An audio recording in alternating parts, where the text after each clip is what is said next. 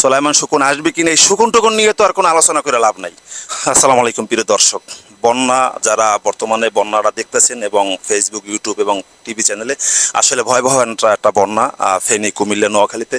এই বন্যা নিয়ে আসলে চিন্তিত আমরা সবাই।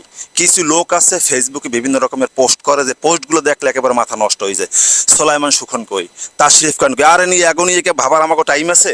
বাংলাদেশ চলবে সকল মানুষের সহযোগিতা, বাংলাদেশ চলবে স্বাধীনভাবে, বাংলাদেশ চলবে গিয়ে হইল যারা বর্তমানে প্রেক্ষাপটে আছে বিভিন্ন রকম কর্মকাণ্ডের সাথে জড়িত, তাদের নিয়ে বাংলাদেশ চলবে। কে কি করছে না করছে, তাশরিফ খান তেরান দেবে কিনা, সোলাইমান শকুন আসবে কিনা, এই শকুন টুকুন নিয়ে তো আর কোনো আলোচনা করে লাভ নাই।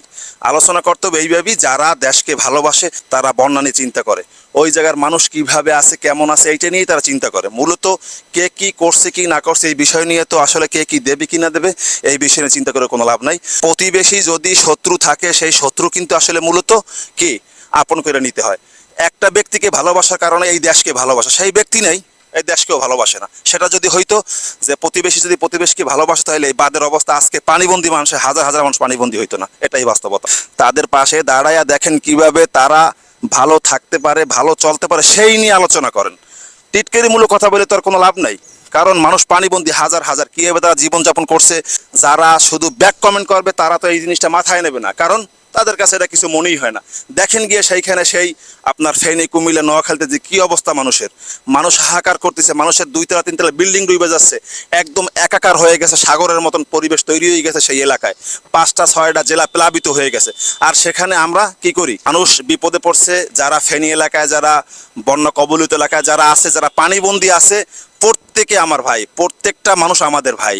আমাদেরকে এগিয়ে আসতে হবে, সহযোগিতা বিভিন্নভাবে হাত বাড়াইতে হবে, এবং আর কিছু পারি আর না পারি আমরা অনুতপ্ত তো হইতে পারি, ওই মানুষগুলোর জন্য আমরা দোয়া তো করতে পারি। সোলাইমান সুখান বলেন, তাশরিফ খান বলেন, কেউ কিন্তু বিকাশ নাম্বার এই বন্যার মধ্যে দেবে না, কারণ এরা বুঝ পেয়ে গেছে যে বন্যার মধ্যে এখন এরা কোনো খানা নাই। এখন নিয়ে তো আর দেশ চলে না। দেশ চালাইতে গেলে যারা চালাইবে এরা কিন্তু ঠিকঠাক মতন কিন্তু সে জায়গায় পর্যবেক্ষণ করতে আছে।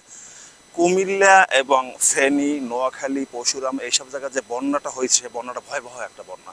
আসলে এই বন্যাটা যদি আপনারা দেখতেন তাহলে বুঝতে পারতেন যে আসলে কী রকম সেই বন্যাটা হয়েছে, এবং সেখানে যে পরিস্থিতি এমনভাবে মানে গ্রাস করছে যে আসলে মানুষ পানিবন্দী হয়েছে, হাজার হাজার না লক্ষ লক্ষ মানুষ পানিবন্দী, এবং 5টা জেলা প্লাবিত হয়ে গেছে।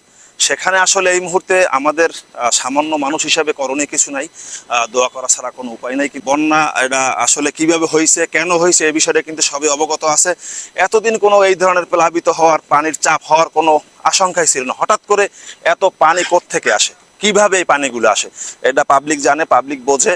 কিন্তু আল্লাহ আমাদের সকলকে হেফাজত করবে, এটা আমরা আশাবাদী।